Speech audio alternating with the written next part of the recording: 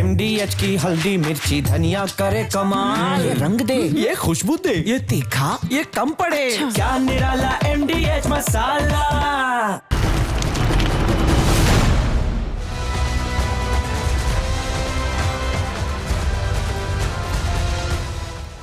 और ये तस्वीरें आपको दिखा रहे हैं, सीधी तस्वीरें सबसे पहले देखिए, क्योंकि शुभांशु की घर वापसी अब शुरू हो चुकी है। 4:45 पर शुरुआत हुई और ये तस्वीरें स्पेस स्टेशन से रवाना होने की हैं, जहां शुभांशु शुक्ला 23 घंटे लगभग की यात्रा तय करके भारत के वो सपूत जो गए हैं स्पेस क्राफ्ट का इस पूरे बड़े मिशन का हिस्सा रहे हैं, वो वापस पृथ्वी पर लौटेंगे। देखिए 41 साल बाद कोई भारतीय अंतरिक्ष में गया है। तस्वीरें आपको दिखा रहे हैं, शुभांशु शुक्ला सहित 4 एस्ट्रोनॉट्स हैं जो निकल चुके हैं स्पेस स्टेशन से, पृथ्वी के लिए रवाना हो रहे हैं। 22.5 घंटे या ये कहें कि 23 घंटे का लगभग ये पूरा सफर है जो उनका ड्रैगन स्पेसक्राफ्ट से 15 जुलाई यानी कल दोपहर करीब 3 बजे पूरा होगा, समुद्र में उतरेगा। स्प्लैश डाउन की ये पूरी प्रक्रिया बहुत क्रूशियल, बहुत इंपॉर्टेंट तस्वीर आपको दिखा रहे हैं। देखिए स्पेसक्राफ्ट 223 किलो से ज्यादा कार्गो के साथ वापस आएगा और इसमें नासा का हार्डवेयर होगा, 60 से ज्यादा प्रयोगों का यहाँ पर डेटा शामिल होगा। और ये तस्वीर जो आपको दिखा रहे हैं, ये प्रोसेस जो शुरू हुआ है, स्प्लैश डाउन की जो पूरी यात्रा है वो शुरू हो चुकी है। हमारे साथ VN झा वरिष्ठ वैज्ञानिक जुड़ रहे हैं और पूर्व ज्वाइंट डायरेक्टर रहे हैं DRDO के, उनसे हम समझेंगे। सर, ये जो पूरा प्रोसेस है इसे आसान भाषा में आप हमारे दर्शकों को बताएं, ये 22.5 घंटे का सफर कैसे तय करेंगे शुभांशु? जी मैं बताता हूँ। अभी जो देख रहे हैं आप, ये अंतर्राष्ट्रीय स्पेस स्टेशन से लिया गया तस्वीर है। और अभी जो क्रू ड्रैगन मॉड्यूल है ये लगभग इंटरनेशनल स्पेस स्टेशन से 300 मीटर के आसपास में, 200 300 300 300 350 मीटर के आसपास में दूर होगा। अभी इसमें 2 सेक्शंस होते हैं। एक तो वो सेक्शन जहाँ पे सारे क्रू, चारों एस्ट्रोनॉट बैठे हुए हैं, उसको क्रू सेक्शन बोलते हैं ड्रैगन का। और उसके पीछे एक सर्विस मॉड्यूल लगा होता है जिसमें कि वो सोलर पैनल लगा होगा, उसमें और भी कुछ जो वेस्टेज जो वहाँ पे इंटरनेशनल स्पेस स्टेशन पड़े थे उसको उस सेक्शन में रखा गया होगा। क्योंकि जब वो डी ऑर्बिटिंग जब शुरू होगी तो ठीक उसके पहले या उसी समय के आसपास में वो सर्विस मॉड्यूल को बाहर निकाल दिया जाएगा। उसके बाद सर्विस मॉड्यूल जो है वो इंडिपेंडेंटली एटमॉस्फेयर में एंट्री करेगी और इसमें हीट शील्ड नहीं होता है, तो वो पूरा का पूरा, और उसमें कुछ जो वेस्ट सामान पड़े हुए हैं इंटरनेशनल स्पेस स्टेशन के वो भी उसमें रहे होंगे, वो सब कुछ जल के राख हो जाएगा और कुछ अगर गिरेगा तो सागर में गिरेगा। बाकी ये जो ड्रैगन मॉड्यूल है जिसमें चारों एस्ट्रोनॉट भी बैठे हुए हैं, ये धरती की परिक्रमा करता रहेगा। अभी उसकी वेलोसिटी जो है वही लगभग 7.6 किलोमीटर पर सेकेंड वो है, मतलब 27,000 किलोमीटर पर घंटे से ज़्यादा है। तो इसको अभी बरकरार रखा जाएगा बाय एंड लार्ज। सिर्फ उसकी जो ऊंचाई है अभी 415 किलोमीटर के आसपास में वो होगा धरती की सतह से, उसको धीरे धीरे नीचे लाया जाएगा बिना स्पीड कम किए हुए। क्योंकि अगर स्पीड कम होगी तो फिर वो जो ऑर्बिट में नहीं रहेगी, ऑर्बिट से फिर वो नीचे आने लगेगी, फिर वो अनकंट्रोल हो जाएगा। तो अभी इसको उसी स्पीड पे धीरे धीरे नीचे लाया जाएगा। हम लोग, अगर आप लोग ज़्यादा टेक्निकल होंगे तो मैं आपको ये बता सकता हूँ कि जैसे नीचे ऑर्बिट आती है उसकी स्पीड और बढ़ जाती है। मतलब अभी जहाँ पे है 415 किलोमीटर में, वहाँ पे 7.6 किलोमीटर पर सेकेंड की जो स्पीड है वो आइडियल है इसको ऑर्बिट में रखने के लिए। अगर नीचे आएगा तो हो सकता है कि इसका 7.67 थोड़ा सा ज्यादा इसका वेलोसिटी होना चाहिए। तो ये जो प्रक्रिया है ये कल तक चलती रहेगी। धीरे धीरे जो बता रहे हैं कि प्रक्रिया कल तक चलती रहेगी, इस पर और विस्तार से हम बात करेंगे इस बड़ी खबर पर, क्योंकि लगातार हम तस्वीरें भी दर्शकों को दिखाएंगे जो प्रोसेस शुरू हुआ है। आप हमारे साथ बने रहिए, आपके पास हम वापस लौटेंगे। लेकिन जरा बता देते हैं दर्शकों को कि कैसे ये पूरा प्रोसेस पूरा होने वाला है, क्योंकि अब हम बता रहे हैं कि रवानगी शुरू हो चुकी है। वहां से ISS से वो निकल गए हैं अब वापस आने के लिए पृथ्वी पर, और इन 18 दिनों में उन्होंने बहुत कुछ हासिल किया है। बहुत सारे पहलू हैं जिस पर हम आगे बात करेंगे, लेकिन पहले आपको बताते हैं कि टाइम क्या रहने वाला है। 14 जुलाई शाम 4:30 बजे का समय था, थोड़ा आगे बढ़ा, 4:45 पर रवाना हो चुके हैं पृथ्वी के लिए। और कल का वो दिन होगा जिसमें समय शाम 3 बजे का, भारतीय समय अनुसार हम आपको बता रहे हैं, शाम 3 बजे का समय तय हुआ है जब प्रशांत महासागर में स्प्लैश डाउन होगा। और ये तस्वीरें देखिए, ये आपको तस्वीरें दिखा रहे हैं जो सफर है वो कितना खास है। देखिए जितने भी वहां पर एस्ट्रोनॉट्स गए थे वो अपने अपने देश से बातचीत कर रहे थे, उनसे जुड़ रहे थे। और शुभांशु शुक्ला भारतीय थे तो उन्होंने वो भारतीयता की भावना वहां से दिखाई और उन्होंने बताया कि सारे जहां से अच्छा हिंदुस्तान दिख रहा है, क्योंकि पृथ्वी को वो ऊपर से देख रहे थे। और ऐसे में उन्होंने बताया कि कैसे वो झलक पृथ्वी की जब उन्हें मिली तो उन्होंने भारत को उसमें देखा। और इस दौरान उन्होंने कई चीजें की हैं शुभांशु शुक्ला ने, अगर हम आपको बताएं, क्योंकि ये जो 18 दिन थे बहुत क्रूशियल थे। इन 18 दिनों में उन्होंने इसरो से संवाद किया, पृथ्वी की तस्वीरें ली, छात्रों से संवाद किया, प्रधानमंत्री से बात की, 60 वैज्ञानिक प्रयोग भी किए हैं। इसके अलावा उन्होंने तस्वीरें धरती की ली और खासतौर से भारत की ली। सृजनपाल सिंह हमारे साथ जुड़ गए हैं, वैज्ञानिक। सर आपका बहुत स्वागत है पहले तो रिपब्लिक भारत पर। और ये जो तस्वीर हम दिखा रहे हैं दर्शकों को, ये देखिए बहुत ऐतिहासिक लम्हा है हमारे लिए, क्योंकि 41 साल का वो समय, 18 दिन वहां बिताकर बहुत कुछ हासिल करके शुभांशु अब आ रहे हैं पृथ्वी पर। वापसी का दौर शुरू हो गया। कितना क्रूशियल है ये पूरा टाइम, क्योंकि सुरक्षित उनकी वापसी हो इस पर सबकी निगाहें टिकी हुई हैं। सर बहुत ही ऐतिहासिक पल भारत के लिए और भारत के अंतरिक्ष और विज्ञान के जो इतिहास है भारत में, ये गोल्डन लेटर्स में लिखा जाने वाला चैप्टर होने वाला है और बहुत सारे भारतीयों को इंस्पायर करेगा कि वो भी जब भारत अपने गगनयात्री खुद बनाएंगे, हम अपनी टेक्नोलॉजी से। मेन बात तो यही है, हमारा मेन मिशन ये है कि गगनयात्री हम कैसे बनाएं और गगनयान को कैसे हम बेहतर बना सकें इस मिशन की सीख से। तो बहुत सारे लोग इंस्पायर होंगे उस नए प्रोजेक्ट के लिए जो भारत अगले 1 साल के अंदर करेगा। तो ये एक ऐतिहासिक पल है। अब जैसा कि रिपोर्टिंग चल रही है कि अब जो ड्रैगन मॉड्यूल है वो स्पेस, जो इंटरनेशनल स्पेस स्टेशन है उससे अलग हो रहा है और अलग होते होते उसको हल्का सा धक्का दे चुकी है वो स्प्रिंग, जिससे वो दूर जाना शुरू होगा। और अब अगले 22 घंटे बहुत ही क्रूशियल होने वाले हैं, क्योंकि हमारे अपने एस्ट्रोनॉट और उनके साथ 3 और एस्ट्रोनॉट, और वो मिशन पायलट हैं तो उनको 3 और एस्ट्रोनॉट के साथ वापस आना है। अगले 22 घंटे बाद जब वो वायुमंडल में दाखिल होंगे उस समय का जो विजुअल होगा वो विजुअल बहुत ही इंटरेस्टिंग होने वाला है, क्योंकि जब ये अंतरिक्ष यान ड्रैगन मॉड्यूल दाखिल होगा वायुमंडल में तो उसका टेम्परेचर लगभग 2000 डिग्री से भी ज्यादा हो चुका होगा। चारों ओर प्लाज्मा होगी, हीट शील्ड एकदम अग्नि से ज्वलंत हो चुकी होगी और उसकी लेयर्स निकल रही होंगी जिससे कि वो एस्ट्रोनॉट्स को प्रोटेक्ट कर सके। और वो वापस आने का जो प्रोसेस है, जो महज आखिरी के 15 मिनट है, 27,000 किलोमीटर प्रति घंटे की स्पीड। 27,000 किलोमीटर मतलब जितना एक हवाई जहाज चलता है उससे 27 टाइम्स लगभग ज्यादा। उस स्पीड से वो 25 किलोमीटर प्रति घंटे की स्पीड पे स्प्लैश डाउन जब करेगा वो एक बेहतरीन नजारा होगा, जो ना सिर्फ एक ब्यूटीफुल साइट होगा लेकिन मुझे लगता है कि सारे भारतीय लोगों के लिए एक ऐसा पल होगा जिसमें हम गर्व करेंगे। बिल्कुल, इस तस्वीर का हम सभी को इंतजार है और हम उम्मीद कर रहे हैं कि सुरक्षित वापस आए, वो तस्वीरें हम दिखाएं जो दुनिया भर के लिए नजीर बने, खासकर से भारतवासियों के लिए नजीर बने। बहुत शुक्रिया आपका सर जुड़ने के लिए और रिपब्लिक भारत पर बताने के लिए दर्शकों को कि कैसे ये प्रोसेस अब शुरू हो गया है। तो इंतजार अब बस है शुभांशु के आने का। वो तस्वीरें भी हम दर्शकों को जरूर दिखाएंगे। कल वो तस्वीरें आएंगी, कल प्रहार में वो तस्वीरें देखेंगे। लेकिन अब आगे बढ़ रहे हैं, अब बात बिहार की कर लेते हैं, क्योंकि बिहार में इस वक्त राजनीतिक पारा बहुत हाई है। क्यों वैसा कह रहे हैं, चलिए आपको बताते हैं। दरअसल हुआ क्या है कि तेजस्वी यादव का एक बयान आया है जिसकी वजह से आपको बताएं बवाल मचता दिखाई दे रहा है। वोटर लिस्ट को लेकर वो इस तरह का बयान दे गए, चुनाव आयोग को वो सूत्र के बजाय तेजस्वी यादव ने मूत्र बता दिया। और तेजस्वी के इसी बयान के बाद बिहार में सियासत तेज हो गई है। कैसे तेज हुई आपको बताने जा रहे हैं, क्योंकि आपको बताएं बिहार की राजनीति इस वक्त ज्वलनशील होती दिखाई दे रही है। अब इलेक्शन कमीशन को जो उन्होंने कहा उसके बाद सवाल पूछे जा रहे हैं कि आखिर तेजस्वी यादव इस तरह का बयान कैसे दे सकते हैं, ये किस तरह की परंपरा का निर्वहन वो कर रहे हैं। चलिए छीटाकशी करते, कुछ और कहते, हमेशा इलेक्शन कमीशन को लेकर कभी वोटर जो प्रोसेस पुनरीक्षण का चल रहा है उसको लेकर सवाल करते, कभी कुछ कहते, लेकिन ये तो बहुत अलग दर्जे का बयान दे दिया जिसको लेकर सवाल उठ रहे हैं। हुआ क्या है पूरी खबर आपको बता देते हैं। बिहार में वोटर लिस्ट को लेकर भारी बवाल मचा हुआ है, हम सब जानते हैं, और सवालों पर विवादित टिप्पणी देकर अब फंस गए हैं तेजस्वी। चुनाव आयोग के सूत्र को तेजस्वी ने मूत्र बता दिया है और तेजस्वी के इसी बयान के बाद बिहार में सियासत तेज हो गई है।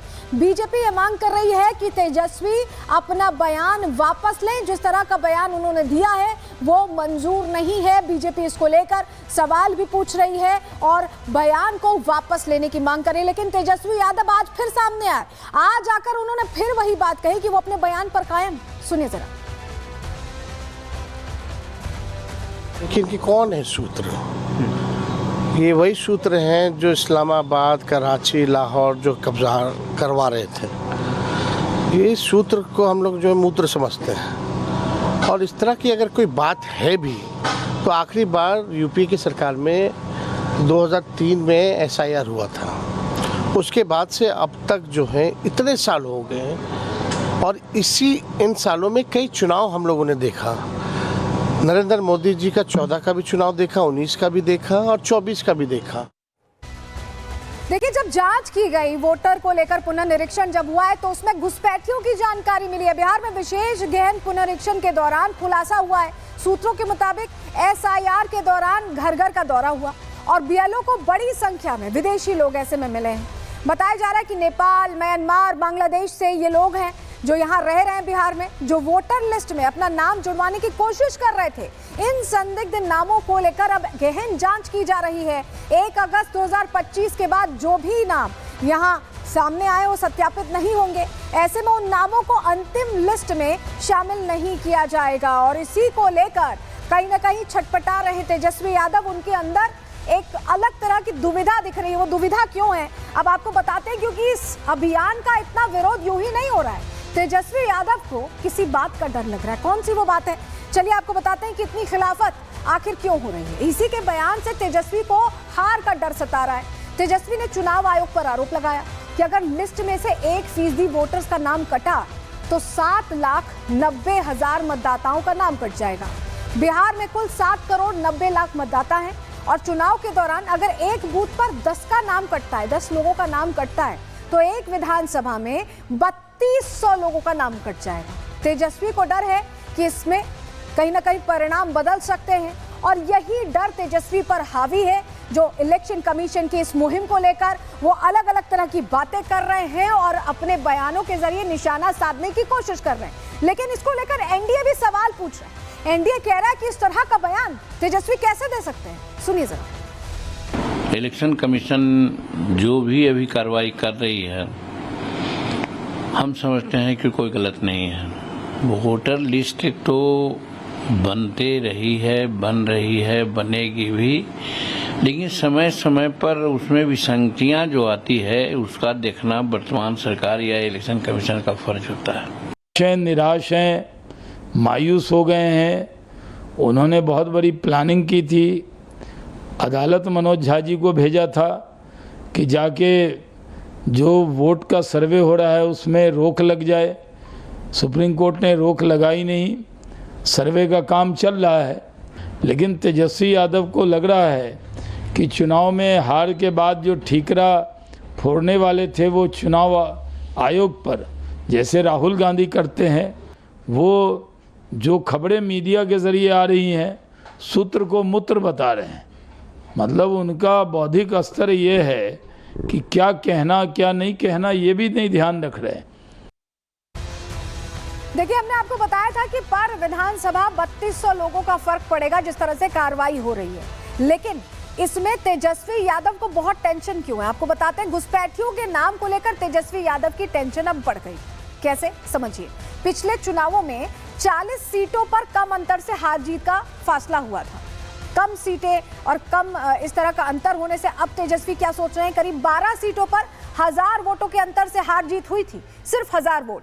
5 दर्जन सीटों पर हार जीत का अंतर करीब 5000 के करीब था और कुल मिलाकर बिहार विधानसभा की दर्जनों सीटें ऐसी ही हैं जहां 1% वोट के नतीजे से प्रभावित होने का डर अब तेजस्वी को सता रहा है, क्योंकि 3201 विधानसभा में और सीट जितना कम डिफरेंस है उसको लेकर अब तेजस्वी टेंशन में है कि ये जो एक्शन हो रहा है, जो उनका कोर वोट है उस पर सीधा असर पड़ रहा है। क्योंकि उनको उम्मीद थी इन वोटर्स से कि वो उनकी तरफ आएंगे, लेकिन कार्रवाई होने से वो उम्मीद जाती दिख रही है। देखिए, एक्शन तो नेपाल से जो लोग आए हैं या म्यांमार से जो लोग आए हैं या बांग्लादेश से आए अपनी पहचान छिपाकर भारतीय बनने की कोशिश कर रहे हैं, उन पर हो रहा है। लेकिन तेजस्वी समेत पूरे विपक्ष को यह लग रहा है कि इससे उनकी हार कहीं हो ना जाए। रिपोर्ट देखिए।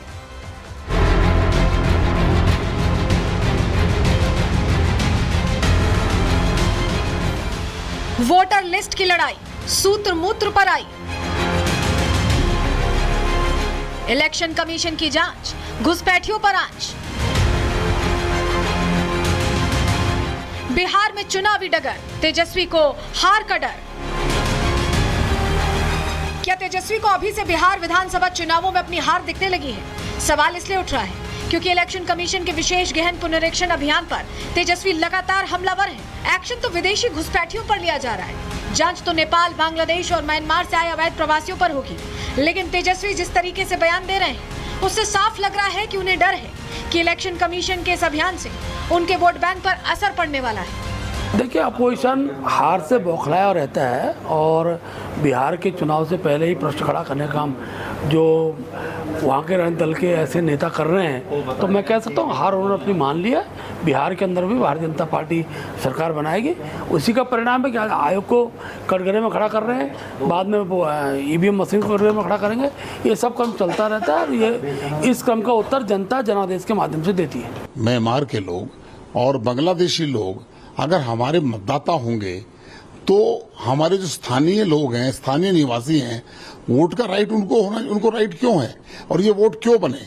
और ये सारे वोट डिलीट होने चाहिए और केवल वोट डिलीट नहीं होने चाहिए, इन लोगों को भी जहां जहां के ये नागरिक हैं वहां तक पहुंचाने का काम करना चाहिए सरकार को। तेजस्वी के बयानों से ये भी साफ है कि उनको चिंता क्लोज फाइट वाली सीटों को लेकर है, जिसमें सीमांचल और मिथिलांचल की कई सीटें शामिल हैं। इन सीटों पर यादव और मुस्लिम समीकरण आरजेडी की मजबूती का आधार रहा है। लेकिन जिस तरीके से इलेक्शन कमीशन के अभियान में घुसपैठियों के होने की बात सामने आ रही है, उससे कहीं न कहीं तेजस्वी को अपने कोर वोटर के नाम कटने का डर सता रहा है। सबसे ज्यादा मुसलमानों की आबादी का प्रतिशत बढ़ा तो वह मधेपुरा में और खगड़िया में। हम चुनाव आयोग से यही अनुरोध करेंगे कि ऐसा कोई भी व्यक्ति जो इस हिंदुस्तान का नागरिक है, जिसको वैध दस्तावेज जिसके पास उपलब्ध है, कोई छूटे नहीं। चुनाव आयोग वोट काटने के लिए नहीं है, जोड़ने के लिए माना जाता है। तमाम ऐसे मुद्दे आए हैं जिन मुद्दों पे लेकर के ये इन्होंने कंफ्यूजन की करतूतों को से भरपूर रहा है इनका। इन्होंने कंफ्यूजन पैदा करने की कोशिश की, लेकिन मुझे लगता है कि इसमें राइट डायरेक्शन में काम हो रहा है और राइट टाइम पे काम हो रहा है। इसमें कहीं किसी तरह की कोई कंफ्यूजन नहीं है। दूसरी तरफ पूर्णिया से सांसद पप्पू यादव ने तेजस्वी को घेरते हुए मतदाता सूची को संशोधित करने के फैसले पर निशाना साधा। पप्पू यादव ने ईसी पर संविधान का सम्मान न करने और सुप्रीम कोर्ट की सलाह का पालन न करने का आरोप लगाया। इसका मतलब है कि आप मुसलमानों को लेकर के और दलित ST/SC को लेकर के और EBC को लेकर के आप गंभीर नहीं है, चुनाव आयोग को लेके गंभीर नहीं है आप। अब आप हमको बताइए, चुनाव आयोग धृतराष्ट्र तो हो ही गए हैं, सैकड़ों हो चुके हैं वो, ना वो सुप्रीम कोर्ट की सलाह मान रहे हैं, ना वो संविधान को मान रहे हैं। साफ है कि विपक्षी पार्टियों को इलेक्शन कमीशन के अभियान से डर सताने लगा है। एक्शन तो नेपाल, म्यांमार और बांग्लादेश से आकर भारत में वोट डालने की कोशिश कर रहे घुसपैठियों पर हो रहा है। लेकिन जिस तरीके से सियासी बयानबाजी तेज है, उससे साफ है कि विपक्षी पार्टियों को अपना वोट बैंक खोने का डर है। Bureau report, Republic Bharat. अब क्योंकि इस बार बिहार में ओवैसी भी बड़ी उम्मीद जाहिर करके चुनावी मैदान में कूद सकते हैं, तो उन्हें भी अब इससे दिक्कत हो गई है, क्योंकि उन्हें भी लग रहा है कि वोटर छिटक जाएंगे। जो फर्जी वोटर हट रहे हैं, उन्हें क्या अपना वोट बैंक ओवैसी भी मानते थे? ये प्रश्न है। इस बीच ओवैसी कह रहे हैं कि चुनाव आयोग नागरिकता तय नहीं करेगा। सुनिए। तकलीफ हमको इस बात की है कि कॉन्स्टिट्यूशनल बॉडी खुद कह दे इस बात को कि ये जो बोल रहे हैं। दूसरी बात ये है कि ECI को किसने पावर्स या डिटरमाइन करने के लिए कोई सिटीजन है या नहीं है। तीसरी बात ये कि मैं सबसे पहली हमारी पार्टी थी जिसने कहा था कि ये जो SIR हो रहा है बिहार में, ये NRC बैकडोर से हो रहा है। वो साबित हो रहा है। ECI को पावर्स नहीं है सिटीजनशिप डिटरमाइन करने का। एक तरफ आप देख रहे हैं कि जिस तरह से वोटर पुनरीक्षण हो रहा है उसको लेकर राजनीति तेज है, लेकिन ऐसा लग रहा है कि सियासतदान इसी में बिजी हैं। बिहार की जनता ऐसे में फंसती दिखाई दे रही है क्योंकि क्राइम ग्राफ तेजी से बढ़ रहा है। 5 तस्वीरें आपको दिखाने जा रहे हैं कैसे लगातार घटनाएं तेज हो गई हैं। पटना से 2 घटनाएं सामने आई हैं, बेगूसराय से 1 घटना, छपरा, वैशाली, हर जगह क्राइम को लेकर यहाँ पर खबरें आ रही हैं कि लगातार अपराध बढ़ता जा रहा है। 15 दिनों का अगर पिछले दिनों का हम आपको बही खाता दें तो आप समझेंगे कि बिहार में ऐसा लग रहा है कि आम हो गया है इस तरह की घटनाएं होना। पिछले 2 दिनों में कई घटनाएं हुई हैं। चलिए उसका बही खाता आपको दे देते हैं, बता देते हैं। 48 घंटे की रिपोर्ट पहले आपके सामने रख रहे हैं। 13 जुलाई की तारीख पटना में बदमाशों ने वकील की दिन दहाड़े हत्या कर दी। अज्ञात हमलावर पहुंचे और वकील पर उन्होंने दनादन फायरिंग की है। छपरा में भी 13 जुलाई को घटना होती है जहां सरकारी शिक्षक की गोली मारकर हत्या कर दी जाती है। आरजेडी विधायक के रिश्तेदार थे शिक्षक, ये बताया जा रहा है। 13 ही जुलाई को पटना में एक और घटना जहां ग्रामीण स्वास्थ्य अधिकारी की दिन दहाड़े हत्या, मर्डर कर दिया जाता है। खेत में काम कर रहे थे ग्रामीण स्वास्थ्य अधिकारी और अचानक उनकी हत्या कर दी जाती है। वैशाली में 14 जुलाई यानी कि आज दूध कारोबारी की गोली मारकर हत्या कर दी गई। बाइक पर आए बदमाशों ने गोली मारी है, फायरिंग की है। बेगूसराय से आज एक और घटना सामने आई है जहां दुर्गा मंदिर के पास 2 युवकों के बीच गोलियां चल गई हैं। आपसी विवाद को लेकर दोनों ने गोली चलाई। तो ऐसा लग रहा है कि बिहार में कानून व्यवस्था खराब होना कोई नई बात नहीं है। ऐसा लग रहा है कि ये तो आए दिन की घटना हो गई है। बार बार ये कहा जाता है कि बिहार में सुशासन सरकार है, लेकिन अभी पिछले 15 दिनों का डेटा तो यही बताता है कि यहाँ पर क्राइम ग्राफ इतना तेजी से बढ़ रहा है कि लग रहा है प्रशासन और सरकार को पड़ी नहीं है। विपक्ष के पास भी ये मुद्दा उठाने का वक्त नहीं है, वो अपनी वोटर क्राइसिस में जुटे हुए हैं। इस ऐसे में जो आम जनता है वो इसका खामियाजा भुगत रही है। रिपोर्ट देखिए।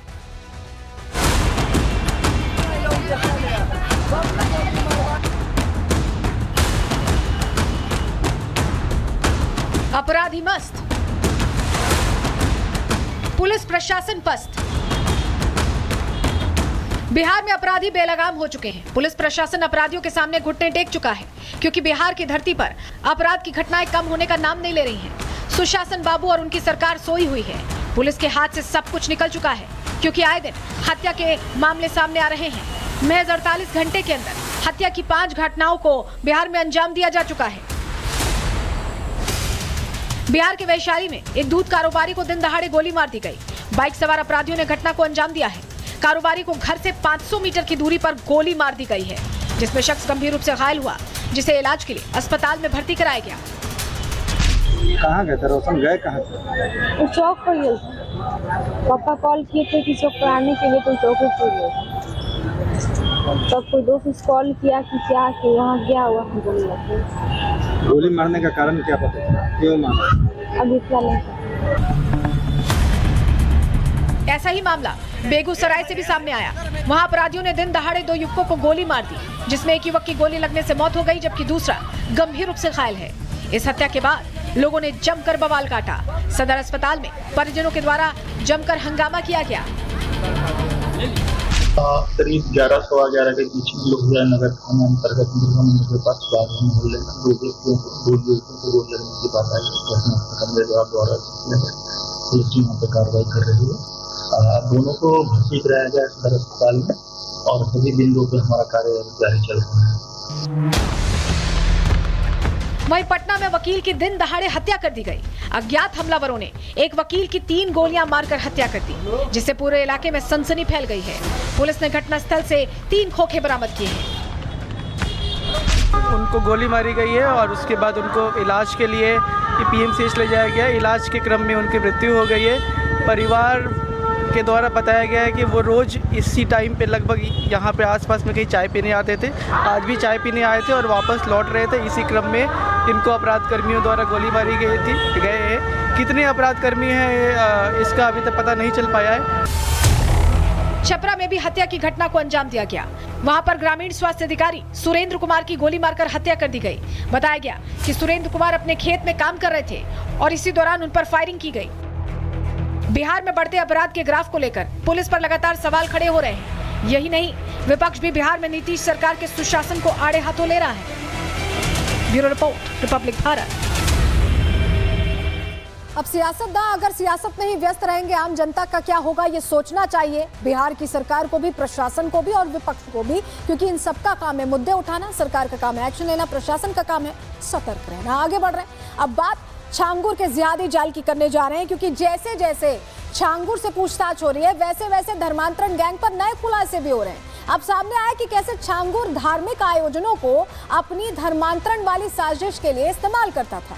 अतीक से कनेक्शन सामने आ चुका है, मुख्तार से कनेक्शन सामने आ चुका है, और इतना ही नहीं, नसरीन उर्फ नीतू के किरदार से भी अब पूरी तरह से पर्दा उठ चुका है। सामने आ गया है कि असल में छांगुर तो सरगना ही था, लेकिन सारा दिमाग नसरीन का था। क्या क्या खुलासे अब नए हुए हैं आपको बताने जा रहे हैं, क्योंकि पूछताछ में नई जानकारियां निकलकर सामने आई हैं। पूछताछ में नया क्या खुलासा हुआ है जान लीजिए। चलिए, दरअसल एटीएस पूछताछ कर रही है और इसमें नई जानकारी जो मिली है वो कई तरह से बता रही है कि नसरीन सब कुछ संभाल रही थी। पूछताछ में यह भी पता चला है कि उर्स में धर्मांतरण का खेल भी सामने आया है, यानी एक तरह से जो धार्मिक आयोजन सिर्फ धर्मांतरण के लिए किया जाता था। बलरामपुर में छांगुर ने ही उर्स की शुरुआत की थी और खुद को सूफी बासवा हजरत बाबा जलालुद्दीन के रूप में पेश किया करता था। धीरे धीरे उर्स में हजारों की संख्या में लोग पहुंचने लगे, लोग जुड़ने लगे। आयोजन में छांगुर हिंदुओं को धर्म के आधार पर उकसाया करता था। उर्स में विदेशी फंडिंग से लाखों रुपए खर्च किए जाते थे। उर्स में कई हिंदुओं के धर्मांतरण की बात भी सामने आई है। महिलाओं को फंसाने का जिम्मा नसरीन के पास था। नसरीन महिलाओं को छांगुर की किताब शिजर ए तैयबा बांटा करती थी। नसरीन ही महिलाओं को धर्मांतरण के लिए प्रेरित किया करती थी, यानी ये पूरा काम नसरीन खुद संभाल रही थी। लेकिन आपको बताएं कि ये जो नया खुलासा हुआ, जो उर्स वाली जानकारी आई है कि उर्स खास तौर से इसीलिए आयोजित किया जाता था, उस पर भी कुछ और डिटेल सामने आई है। आपको बताते हैं, क्योंकि विदेशों से बताया जा रहा है कि बलरामपुर में उर्स के दौरान लोग आते थे। इन लोगों में ज्यादातर सऊदी अरब के लोग हुआ करते थे। विदेशों से आने वाले लोगों से छांगुर खुद मुलाकात करता था, खुद मिलने जाता था। विदेशी लोगों को मंच पर बुलाकर उनका बाकायदा परिचय दिया जाता था और उर्स के मंच से ही छांगुर के विदेशी कनेक्शन का प्रचार भी होता था। लोगों को लगता था कि छांगुर की पहुंच विदेशों तक है। लोगों को झांसे में लेकर उस उर्स के दौरान वो ब्रेन वॉश किया जाता था।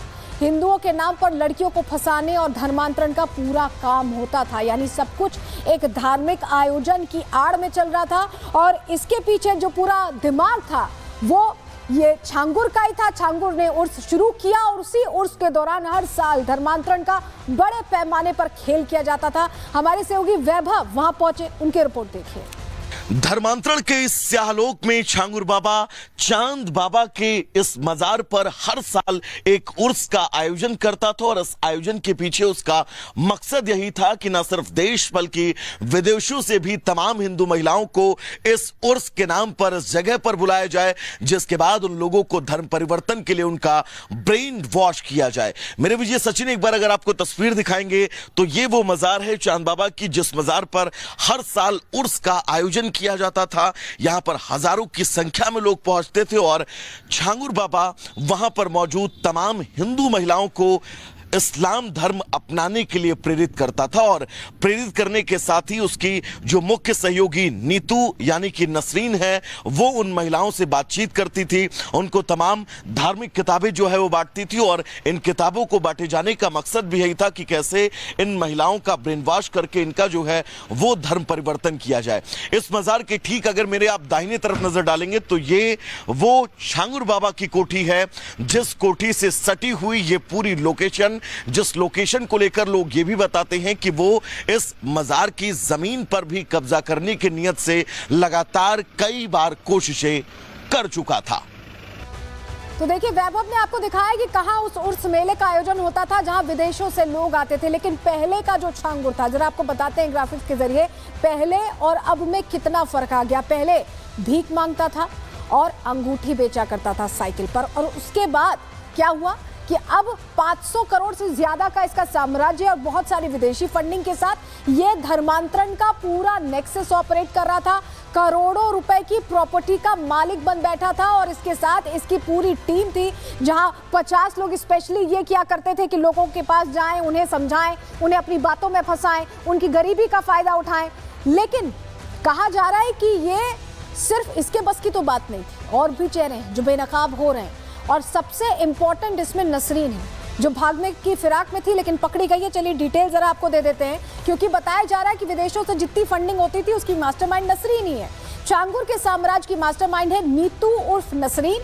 तमिलनाडु की रहने वाली नसरीन बहुत चालाक और शातिर है, जानकारी मिल रही है।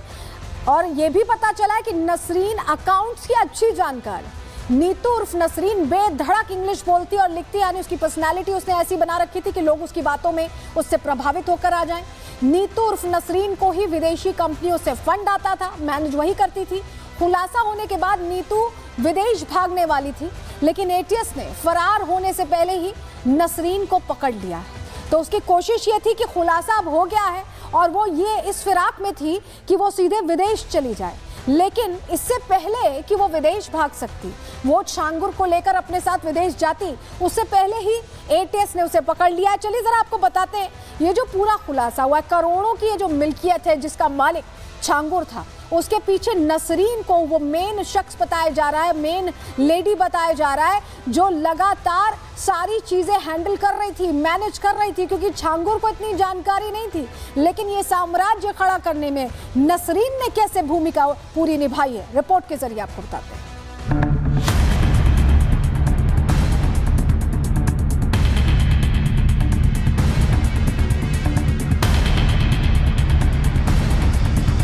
छांगुर के साम्राज्य के पीछे आखिर किसका दिमाग है, ये सवाल इसलिए उठ रहा है कि जो छांगुर बाबा पहले भीख मांगता था, साइकिल से लोगों को अंगूठियां बेचता था, वो देखते ही देखते करोड़ों के साम्राज्य का मालिक कैसे बन गया।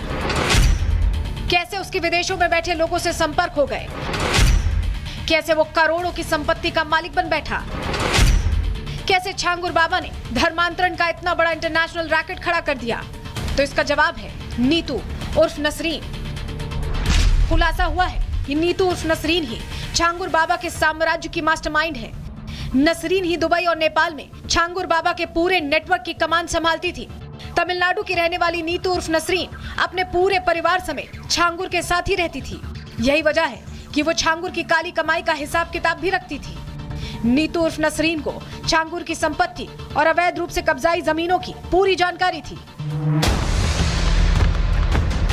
यही वजह है कि छांगुर बाबा तो पूरे धर्मांतरण के नेक्सस में सूत्रधार था, लेकिन असली राजदार नीतू उर्फ नसरीन ही थी।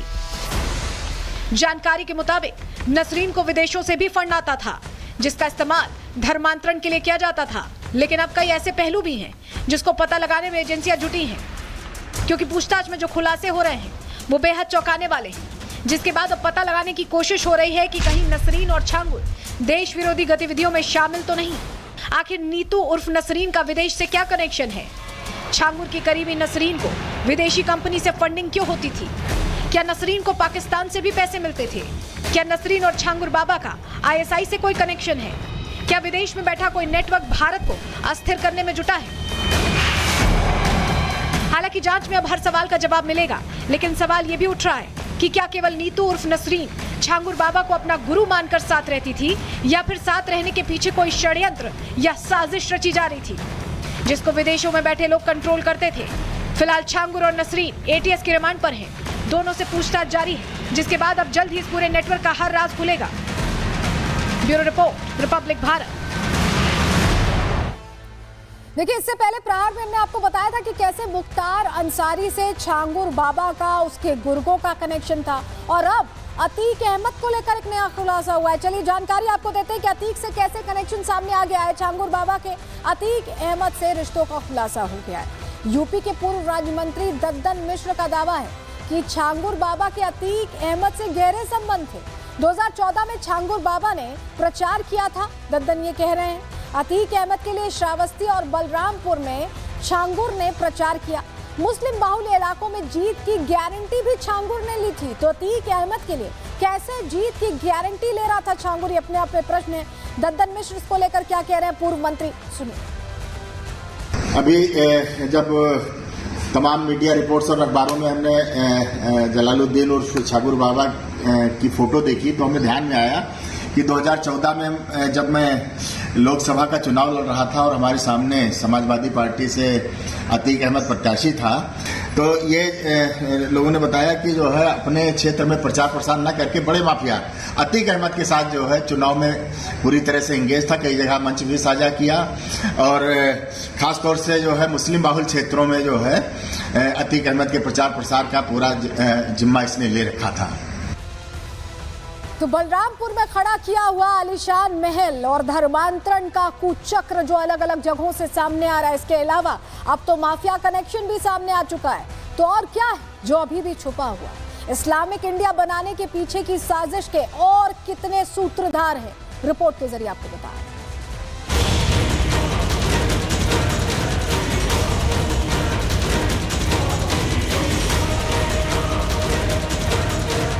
500 करोड़ की विदेशी फंडिंग, बलरामपुर में खड़ा किया गया आलीशान महल और पूरे देश में फैला धर्मांतरण का कुचक्र।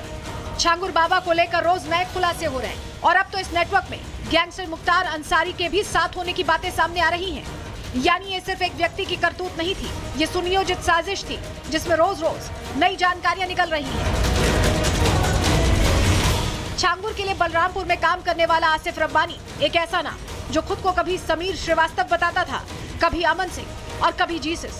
एक ही इंसान कई पहचाने और मकसद सिर्फ एक, हिंदू लड़कियों को फंसाकर उनका जबरन धर्म परिवर्तन करना। रिपब्लिक भारत को जो तस्वीरें और दस्तावेज मिले हैं वो यही बताते हैं कि आसिफ सिर्फ नकाबपोश जिहादी नहीं था, बल्कि हथियारों का शौकीन और मुख्तार अंसारी गैंग का भरोसेमंद सिपह सलार भी था। जानकारी के मुताबिक 11 लाइसेंसी हथियार आसिफ के नाम थे। समीर श्रीवास्तव बनकर छल से हिंदू लड़की से इसने शादी की। फर्जी पहचान के लिए इसने कई नाम बदले। समीर, अमन सिंह, जीसस नाम से जाना जाता था। मुख्तार अंसारी के घर तक सीधी पहुंच रखने वाले अब्दुल रहीम के साथ आसिफ का उठना बैठना धर्मांतरण की साजिश को कहीं और बड़ा और खतरनाक बना देता है। छांगुर के सबसे करीबी और विश्वासी रहे गुलाम रब्बानी और नीतू उर्फ नसरीन के बीच पहले से साठगांठ थी। बलरामपुर के उतरौला में करोड़ों की जमीन के सौदे, संदिग्ध दस्तावेज और फरारी के दौरान भी जमीन की डीलिंग। ये बताता है कि सिर्फ धर्मांतरण नहीं, इस गिरोह की नजर पैसे और पावर दोनों पर थी।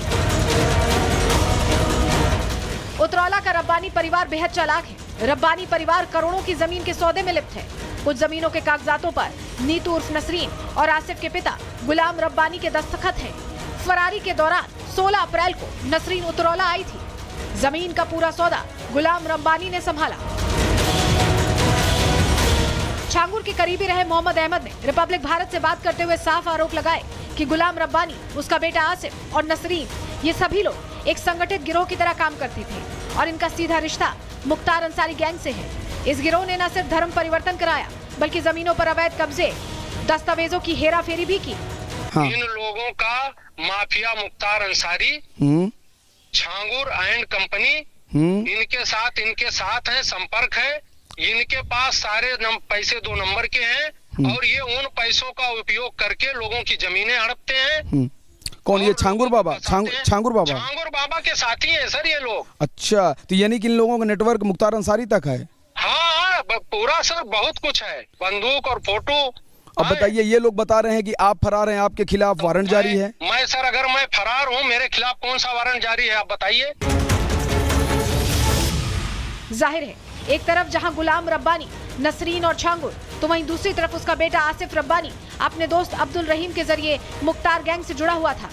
अब सवाल यह है कि क्या धर्मांतरण की साजिश के पीछे मुख्तार अंसारी गैंग की भी कोई भूमिका थी? क्या इस नेटवर्क को गैंग से फंडिंग मिलती थी? पुलिस अब इस एंगल से भी जांच में जुट चुकी है।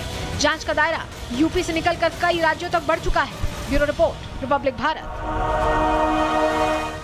अब क्योंकि ये खुलासा हो चुका है कि छांगुर बड़े पैमाने पर धर्मांतरण करा रहा था, तो पीड़िताएं भी अब धीरे धीरे कर हिम्मत करके सामने आ रही हैं और खुलासे इसको लेकर भी हो रहे हैं। छांगुर ने 5000 लड़कियों का धर्मांतरण कराया।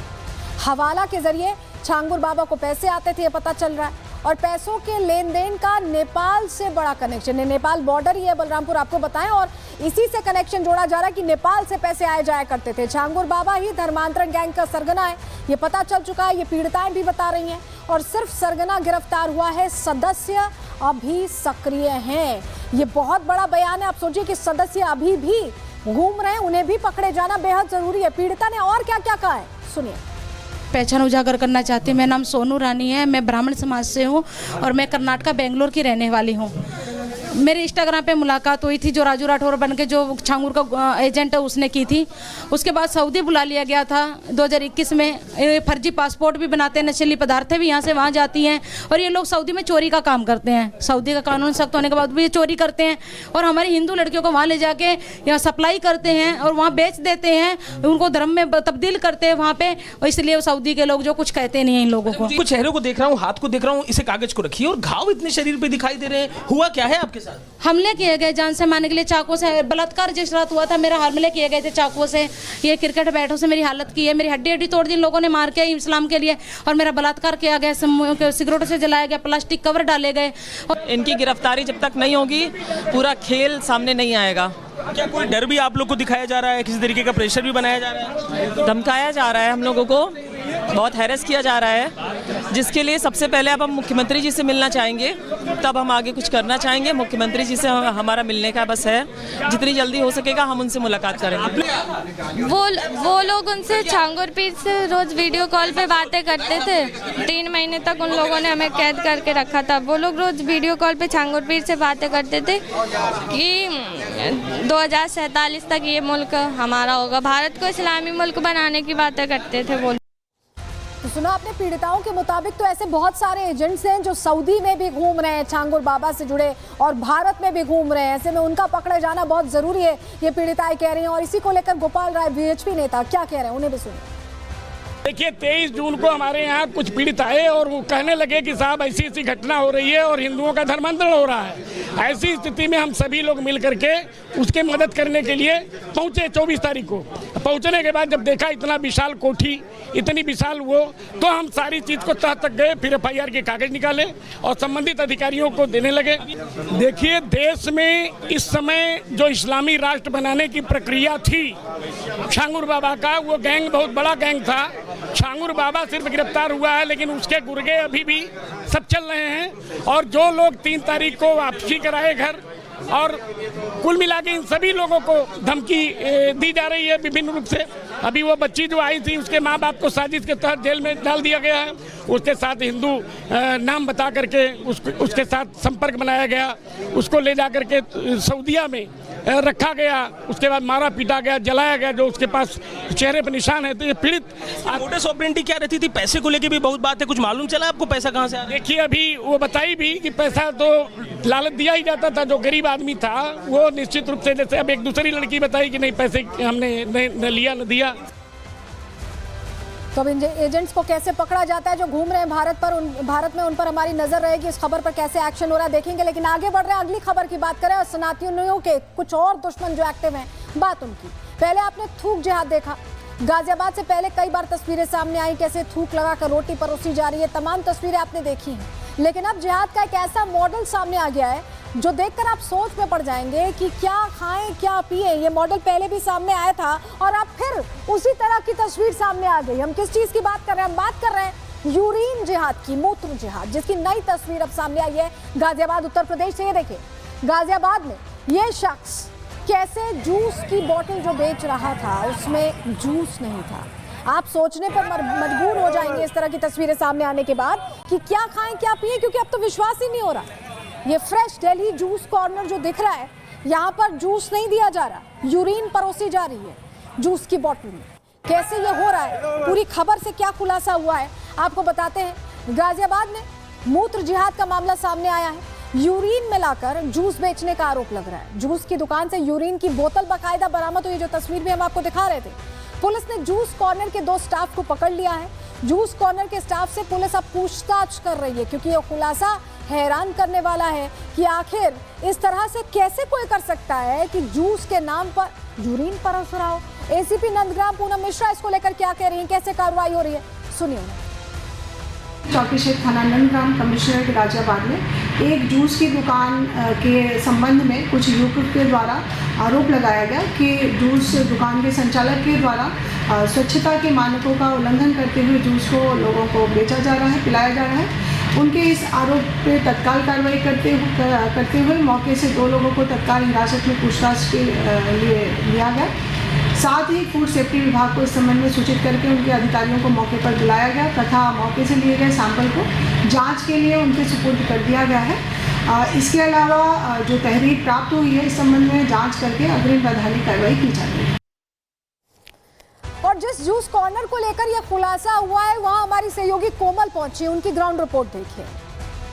तो गाजियाबाद में एक बार फिर से मूत्र जिहाद का मामला सामने आया है। आपको ठीक तस्वीरें हम इस जूस शॉप के बाहर से दिखा रहे हैं। ये दिल्ली जूस एंड शेक्स, ये दुकान से एक जूस दुकान चल रही थी जहां पे फिलहाल ताला लगा दिया गया है, क्योंकि दोपहर की ये घटना बताई जा रही है जब दो लोग यहाँ पे पहुँचते हैं, जूस पी रहे होते हैं, लेकिन उन्हें शक होता है कि उस जूस में कुछ मिलावट है और फिलहाल यहाँ पे ताला लगा दिया गया है। और अगर यहाँ पे स्कैनर की बात, वही हिंदू वाहिनी के कार्यकर्ता पहुंच गए जब ये पूरी खबर सामने आई, किस तरह से वहां विरोध हुआ है वो तस्वीर भी देख लीजिए। सावन के पावन महीने की शुरुआत हो गई है। बात अगर हम गाजियाबाद की करें तो यहाँ पे हिंदू वाहिनी जो है ये एकत्रित हुई है और आप लोग जो एकत्रित हो करके नेम प्लेट लगाने का कार्य कर रहे हैं। फिलहाल यहाँ पे आप लोग हैं, आगे योजना क्या है आप लोगों की? देखिए, गाजियाबाद की जो आस्था का केंद्र है, जहाँ हमारे शिव शंभू विराजमान है दीर्घ काल से, दुधेश्वर नाथ मंदिर है। तो दुधेश्वर नाथ मंदिर से हम भगवान भोलेनाथ का आशीर्वाद लेकर हर साल यहीं से शुरुआत करते हैं और यहाँ से फिर कावड़ मार्ग जहाँ तक हमारी मेरठ और गाजियाबाद की सीमाएं मिलती हैं वहाँ तक हम लोग ये करते हैं। तो देखिए, हिंदू संगठन अब जुट रहे हैं। अब जब कहा जाता है कि आप नेम प्लेट लगाइए, सही पहचान दीजिए, तो सवाल पूछे जाते हैं। अब ऐसी यूरिन जिहाद की तस्वीर सामने आएगी, थूक जिहाद की तस्वीर सामने आएगी तो नेम प्लेट तो लगानी ही पड़ेगी। इसी के साथ आज के लिए प्रहार में इतना ही। दीजिए इजाजत, कल फिर हाजिर होंगे डिटेल रिपोर्ट के साथ। नमस्कार। अब आया असली स्वाद। अब आया स्वाद। जब स्वाद के पड़े हो लाले तो MDH का चंकी चाट मसाला डालें। MDH का चंकी चाट मसाला। MDH